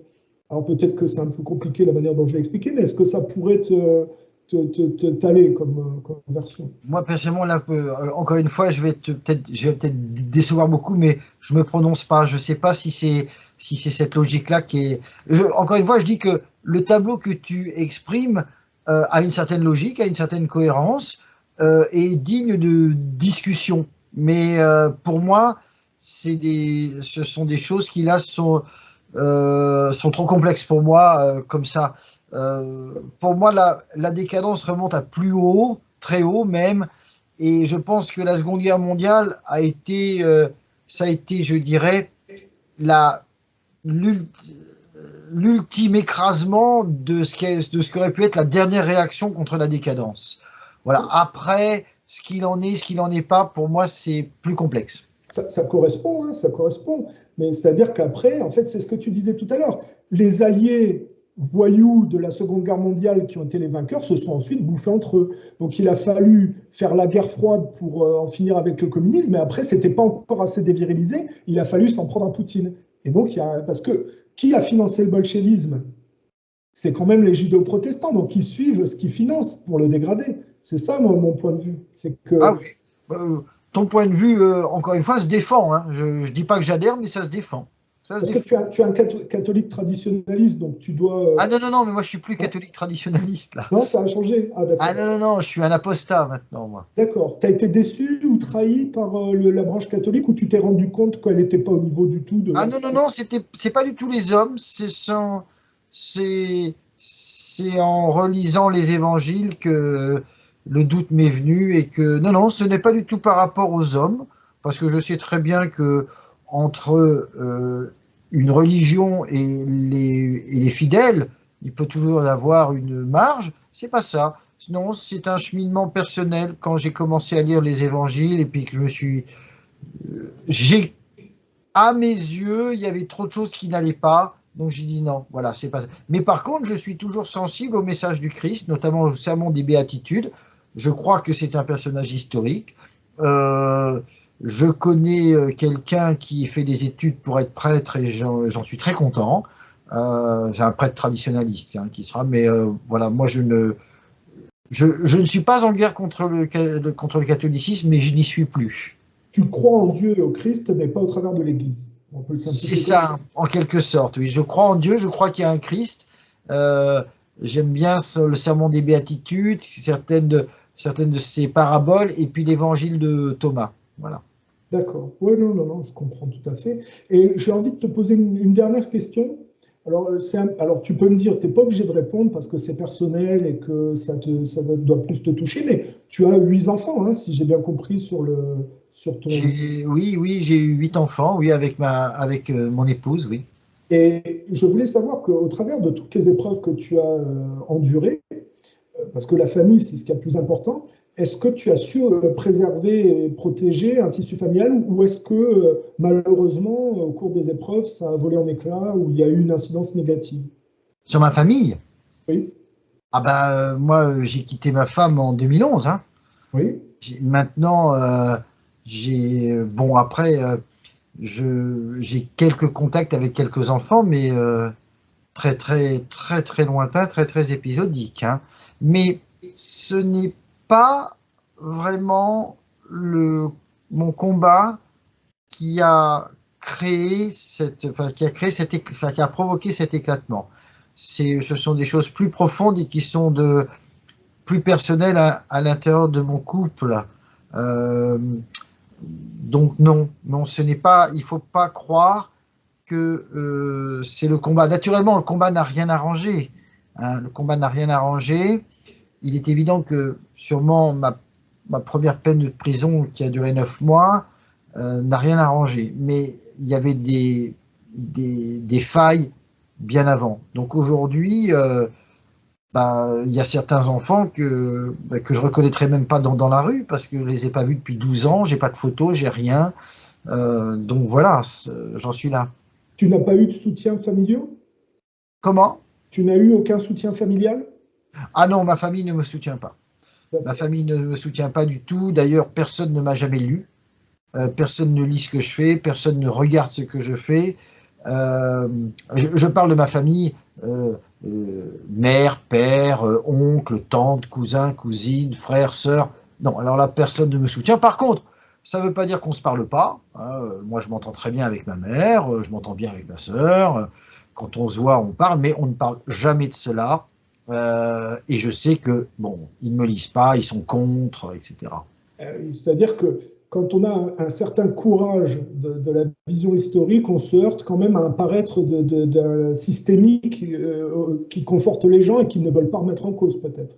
Bien sûr, je suis persuadé qu'au fond d'eux-mêmes, ils sentent que j'ai peut-être raison, au moins sur certains points historiques, mais ça les gênerait tellement qu'ils préfèrent pas remettre en cause leur homéostasie. Donc D'accord. pour eux, c'est pas possible. Donc ils préfèrent fermer les yeux. Donc, tu t'es jamais remis en cause en disant oui, ben, ma famille passe avant. Tu t'es dit, moi, mon combat, il reste droit et je ne changerai pas de point de Ah vue oui, sous non, prétexte que ma famille n'est pas au niveau ou ne veut pas aller aussi loin, quoi. non, je n'ai jamais dit je mets ma famille avant.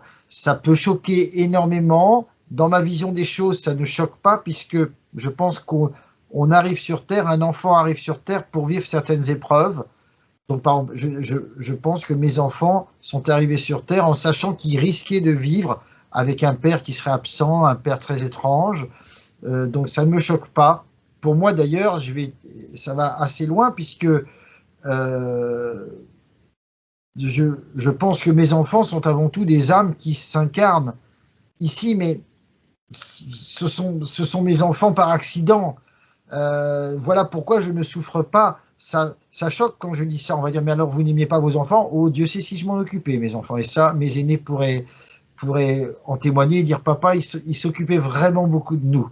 Mais quand j'ai été séparé, j'ai dit, bon, bah, c'est comme ça. Rien n'est permanent dans la vie. Mes enfants, ben, ce sont des âmes qui sont incarnées là. Maintenant, peut-être que je les verrai plus jamais. C'était comme ça. Tu n'as aucun regret à ce niveau-là? Aucun regret sur ce que j'ai fait. Non, absolument aucun. Et tu n'as aucun de tes enfants qui est venu te reprocher, par exemple, de dire, ah, tu t'es pas occupé de nous, tu as préféré ton combat idéologique? J'ai un de mes enfants au moins qui me le fait sentir et qui me méprise royalement Oui. et qui me dit qu'avec moi le monde recule et que voilà. Non, non, j'ai un de mes enfants qui me méprise royalement. Moi personnellement, je ne lui en veux pas. C'est son droit et je comprends qu'il puisse penser cela. Donc je lui en veux pas du tout. Si un jour il revient en disant bon papa maintenant j'ai compris, est-ce qu'on peut, mais je lui dirais, mais tu es le bienvenu tout de suite. Je ne demande aucune explication, aucun pardon, rien du tout. S'il ne revient jamais, ben, il ne reviendra jamais. Ok. Alors, je te remercie de m'avoir accordé du temps. J'ai trouvé ça passionnant, c'était très intéressant. Et d'ailleurs, c'est pas conventionnel comme interview, parce que, un, déjà, c'était pas préparé, mais deux, comme on vient pas d'une mouvance conventionnelle, c'est peut-être une discussion qui tranche assez nettement avec des conversations qu'on pourrait avoir peut-être plus banalement en général, quoi. Là, j'ai pas tellement compris. J'ai dit, on a une conversation qui n'est pas banale parce que ça tranche quand même avec la plupart des discours qui s'inscrivent dans le narratif officiel. Donc, ah bah oui, ça oui, en effet. Très intéressant pour les auditeurs parce que ça peut remettre aussi les choses en place. Oui, oui, bien sûr. Moi, j'estime que il est toujours intéressant. Moi, j'ai lu dans ma bibliothèque, qui compte pas mal de livres quand même, il y a beaucoup plus d'écrits d'adversaires, d'écrits de gens qui ne sont pas du tout de ma fraction politique, que d'écrits de gens qui seraient mes amis en quelque sorte. Hein. D'ailleurs, j'ai cité dans mes vidéos, les gens qui me suivent, j'ai cité Lipovetsky, des gens qui sont Moatti, et j'ai lu mes adversaires, ça les gens le savent. Et puis j'ai pris beaucoup d'idées. Par exemple, maintenant, j'ai découvert Jacques Ellul en prison à Édimbourg. J'ai lu 6 ou 7 de ses livres. Il m'a apporté beaucoup. Et pourtant, c'est pas du tout un ami ni politique, ni religieux, ni rien. Mais quand on lit des gens avec lesquels on n'est pas d'accord, on s'aperçoit toujours que dans leur discours, comme ils voient les choses autrement, il y a certaines choses qu'ils voient autrement, mais ça donne un éclairage que nous, on n'avait pas vu. On dit, ah oui, en effet, ça me permet de rectifier certaines choses que je pensais, voire de penser différemment. Hein. Moi, par exemple, avant de lire Jacques Ellul, j'étais partisan de dire que la technique était neutre. Maintenant, il m'a convaincu que la technique est intrinsèquement mauvaise. Avant, je n'aurais jamais dit ça.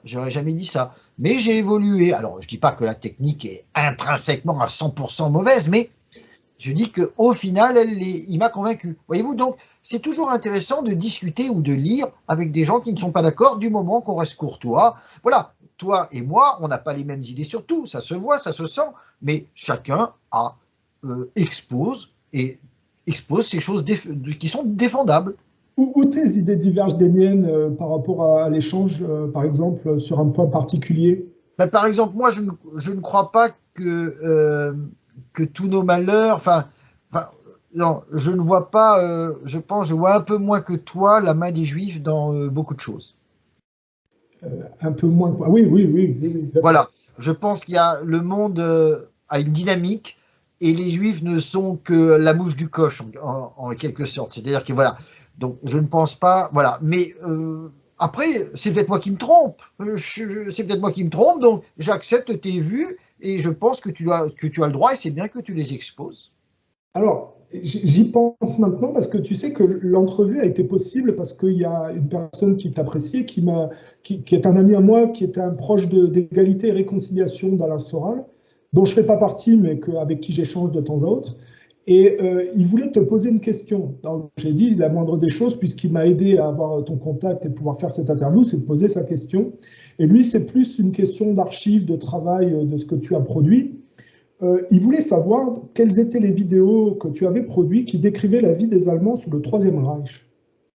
Ben, je ne me rappelle plus. J'ai fait énormément de vidéos. Je pense qu'il y a une collection. J'ai fait une série qui s'appelle Sauver la France et l'Europe, peut-être, ou quelque chose comme ça. Mais il faut savoir que toute ma vie, j'ai travaillé avec, pas un pistolet sur la tempe, mais avec des flics pratiquement derrière moi. Et je ne savais jamais si demain j'allais toujours être libre. Alors, mes adversaires s'en moquaient en disant, bah voilà, il croit toujours qu'il va être arrêté. Oui, bah finalement, je l'ai été. Donc, toute ma vie, j'ai travaillé dans l'urgence. Je n'ai pas vraiment d'archives. J'ai fait des trucs comme ça. J'ai fait des tas de vidéos dont je ne sais même plus où elles sont. Il y a pas. En plus, il faut savoir que il y a eu 6 ou 7 de mes ordinateurs qui ont été saisis, des disques durs qui ont été saisis. Donc, ben, je ne sais plus exactement. Mais comme j'ai mon blog, c'est le blog -sansconcession.net, les gens peuvent retrouver énormément de choses que j'ai faites. C'est pas moi qui fais le blog, hein, c'est un collaborateur qui, lui, est beaucoup plus carré que moi, qui n'est pas un art comme moi. Peut-être que là, on pourrait trouver la solution. Mais de but en blanc, cette question, bah, je suis navré, je ne peux pas y répondre. D'accord. Bon, bah voilà, il fallait que je la pose. En tout Oui, cas, bon, ça fait quand même une heure et demie de ton temps que tu as accordé à ma chaîne, donc je c'était te avec un remercie. plaisir. Et j'ai trouvé ça très, très intéressant. Et bah, écoute, tu as des projets peut-être hein, à venir? Tu as des... Non, j'ai pas de projet. Dans ma vie, ce que je dis, j'ai toujours fait n'importe quoi, c'est-à-dire pas n'importe quoi, mais j'ai toujours agi selon ce que je voulais. Par exemple, là, bon, j'ai fait un article, je vais faire un long article sur le procès de Nuremberg qui va reprendre les causes de la Seconde Guerre mondiale, etc., parce qu'on en a parlé à Nuremberg. C'est tout simplement parce que j'ai appris en prison que mon ami Carlos Porter, donc un révisionniste américain qui vivait en Angleterre, était décédé. Je ne le savais pas, il est décédé en juillet 2022. Et donc, j'ai décidé de faire une étude pour lui rendre hommage. Et puis, suite à, par exemple, là, la constitutionnalisation de l'avortement, eh bien, soudainement, tiens, je me suis dit, tiens, je suis en train de faire une étude là sur. Enfin, ça, je connais bien la question, ça fait 20 ans que je la fais, que je l'étudie, mais je vais sortir quelque chose sur l'avortement, l'histoire de l'avortement. Parce que moi, je prends toujours l'aspect historique, pas l'aspect moderne que tout le monde connaît bien. Je ne suis pas compétent, mais je prends l'aspect historique. Voilà, voilà les projets que j'ai à l'heure actuelle. Et alors, parce que juste du coup, ça me fait penser à quelque chose, c'est que tu es serein, il n'y a plus grand-chose qui te... Tu es sous la menace de quelque chose, Ah là? oui, oui, oui. Là, bah, pour l'instant, là, je suis sous contrôle judiciaire en attente d'un procès pour 7 vidéos, pour lesquelles je serai condamné au maximum. Je le sais, je ne suis pas naïf. Et puis, mes avocats m'ont dit, on ne sait pas combien de plaintes il y a contre vous pour l'instant. On est en train de le découvrir. Parce que tant qu'il n'y a pas de juge d'instruction nommé, et il n'y en avait pas puisque vous étiez en Angleterre, les plaintes, pour l'instant, il n'y a pratiquement que les parties civiles qui les connaissent. Il n'y a pas un fichier de centralisation des plaintes déposées. Donc ils m'ont dit, on ne sait pas combien de plaintes on va découvrir. Mais d'après ce que j'ai lu de mes adversaires, il y en a un certain nombre qui vont arriver, puisque d'abord, quand j'ai été arrêté le 10 novembre 2022, les policiers britanniques, enfin oui, ont saisi mon ordinateur. Et je leur ai dit, mais pourquoi? Ils m'ont dit, parce qu'il y a des plaintes en France. Donc, l'ordinateur que j'avais a été saisi. C'est au minimum qu'il y a une plainte. Mais comme m'ont dit mes avocats, à notre avis, on ne sait pas combien on va en découvrir. Donc non, je ne suis pas serein du tout. Je sais pertinemment que les ennuis vont continuer. Donc ça veut dire que tu t'attends à aller en prison, c'est ça que tu veux dire? Ah oui, bien sûr. Alors j'ai déjà fait, sur la prochaine peine de 1 an, j'ai déjà fait 6 mois en Écosse. Donc ce sera limité à 6 mois. Je vous fiche mon billet qu'on ne m'accordera pas le bracelet électronique. Je pense que j'irai en prison. Et puis après, j'aurai 45 jours pour quitter la France, Oui. parce que j'ai été extradé pour cette peine et après j'ai 45 jours. Mais au bout de 45 jours, la chasse recommencera et ils me saisiront encore. Et voilà. Non, je pense que je serai plus jamais tranquille de ma vie, mais j'ai dédié ma vie au révisionnisme. Je sais que le professeur Forisson m'avait dit, pardon, il m'avait dit, vous savez, vous compromettez gravement votre avenir et vous savez, quand on est sur l'échelle du révisionnisme, on scie tous les barreaux derrière soi, hein, enfin, qui sont en dessous de soi. Vous pouvez plus redescendre maintenant. Je le savais. Bon, j'ai choisi. Je ne me plains pas. Je ne dis pas, oh, mes adversaires sont des gros méchants. Non, mes adversaires mènent leur guerre. Moi, je mène ma guerre. C'est de bonne guerre. Bon, ben voilà. Et il n'y a pas un pays où tu peux être tranquille? Théoriquement, je devais être tranquille en Angleterre. Ouais, Ben, théoriquement, il n'y avait pas de loi anti-révisionniste. J'ai jamais appelé à la haine de quiconque. C'était pas grossièrement offensant mes vidéos. La justice a estimé que c'était non seulement mensonger ce que je disais, mais grossièrement offensant. Mais en Angleterre, un avocat anglais m'avait dit, tant que vous restez en Angleterre, vous êtes sauf. Eh ben non. Donc, je ne me fais pas d'illusions. mais vous êtes, de toute façon, tu es rodé, c'est-à-dire que tu es assez épais pour faire face de toute façon à l'incarcération. Voilà. Tu y es Ce qui prêt. doit être sera. Ce qui Ok. doit être sera. Je ne... tant que vous prenez chaque épreuve pour une occasion de vous dépasser, vous la vivez bien. Transformer le négatif en positif. Transformer le négatif en positif.